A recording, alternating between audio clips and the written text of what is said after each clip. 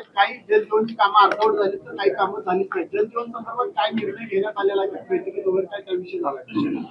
नाही, या संदर्भात हा विषय राज्यव्यापी विषय आहे. जलजीवन मिशनच्या कामासंदर्भात ते कामं पूर्ण करण्यासाठी आणखी अधिकच्या निधीची आवश्यकता आहे. त्या संदर्भात माननीय मुख्यमंत्री मोदी यांची चर्चा झालेली आहे आणि आता केंद्र सरकारकडून त्या योजना त्या योजनेचा कालावधी संपल्यामुळे त्याला राज्य शासनाकडून त्याची तरतूद करायला लागेल. माननीय मुख्यमंत्री मोदी यांनी निर्णय घेतलेला आहे. ज्या ज्या योजना अपूर्ण आहेत त्याला जो आवश्यक निधी लागेल तो राज्य शासनाकडून उपलब्ध होईल. बैठक झाली आणि बैठकीमध्ये नक्की काय निर्णय?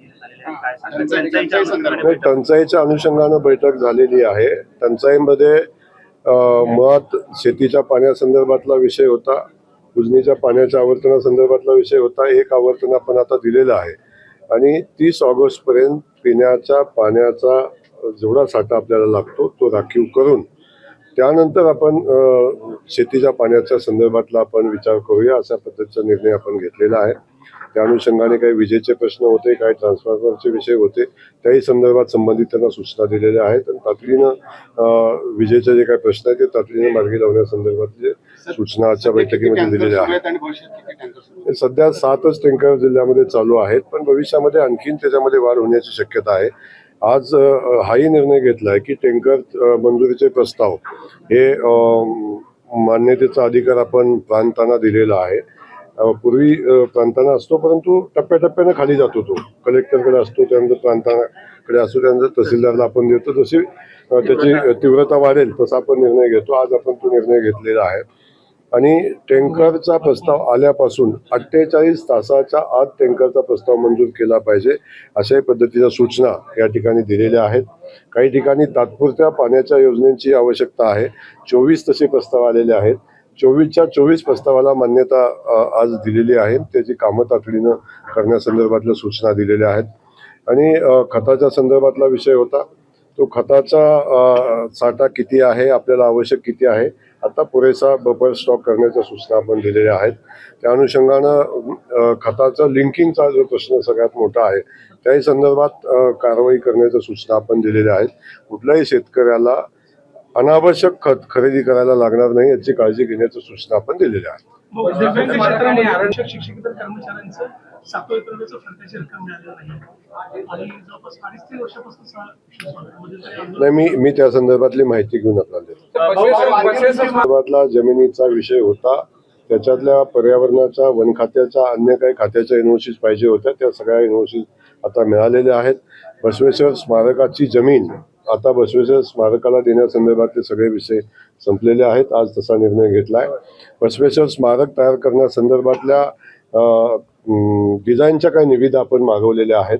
त्याची मुदत मला वाटते आता संपलेली आहे आणि कॉम्पिटिशन करतोय आपण त्या स्मारकाच्या डिझाईनच्या संदर्भातलं.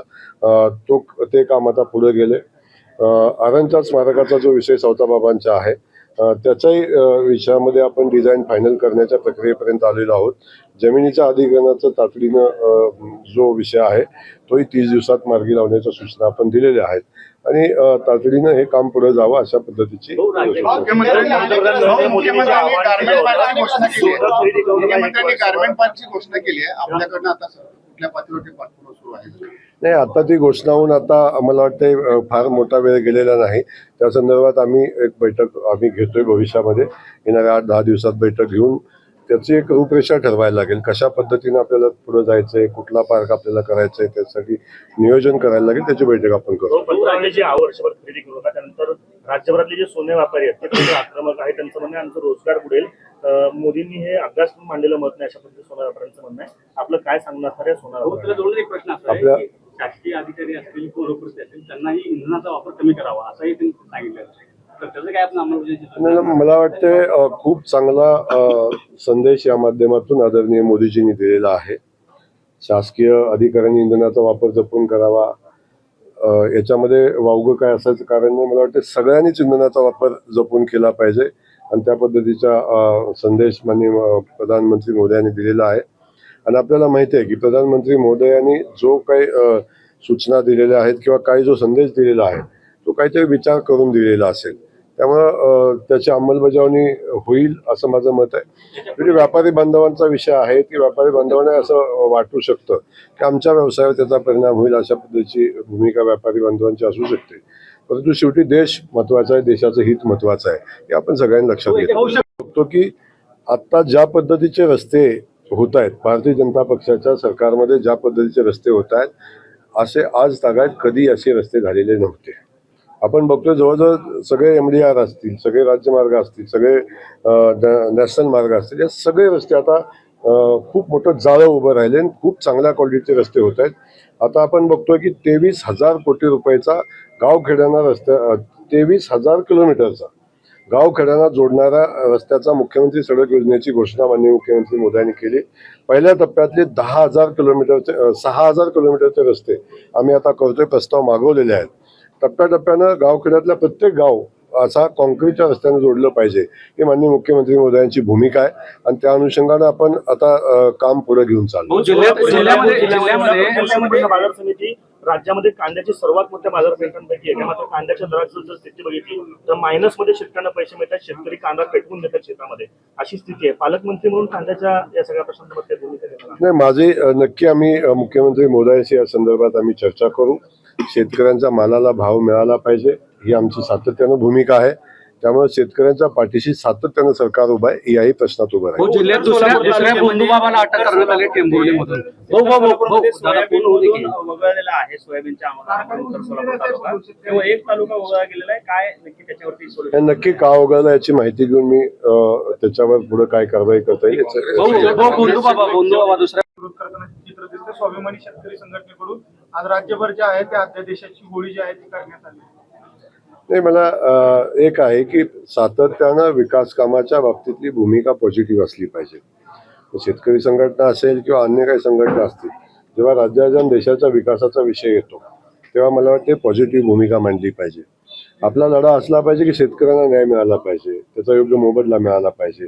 शेवटी एक आहे की देशाचा विकास करायचा असेल, आपल्या शेतकऱ्यांचा जिल्ह्याचा विकास करायचा असेल, शेवटी कुणाला तरी त्याग करायचा असतो. जेव्हा नवीन प्रोजेक्ट तयार होत असतात तेव्हा कोणी नाही कोणी त्याच्यातून विस्थापित होत असतो. शेवटी त्याला जमीन लागतं, पाणी लागतं, या सगळ्या गोष्टी आपल्याला उपलब्ध करायला लागतात आणि ह्या गोष्टी उपलब्ध केल्या नाही तर एका बाजूला विकास झाला पाहिजे अशा भूमिका आपण घ्यायच्या आणि दुसऱ्या बाजूला जमीन उपलब्ध करून द्यायची नाही, पाणी उपलब्ध झालं नाही पाहिजे, रस्ते उपलब्ध झाले नाही पाहिजे, ही भूमिका घेणं मला वाटतं तितकंसं संयुक्तिक नाही. माननीय मुख्यमंत्री मोदयांनी आपल्याला माहिती आहे समृद्धी महामार्गाच्या वेळी असाच लढा उभा केला काही लोकांनी, पण शेतकऱ्यासमोर आला, शेतकऱ्यांनी समृद्धी महामार्ग स्वीकारला आणि जमिनी दिल्या.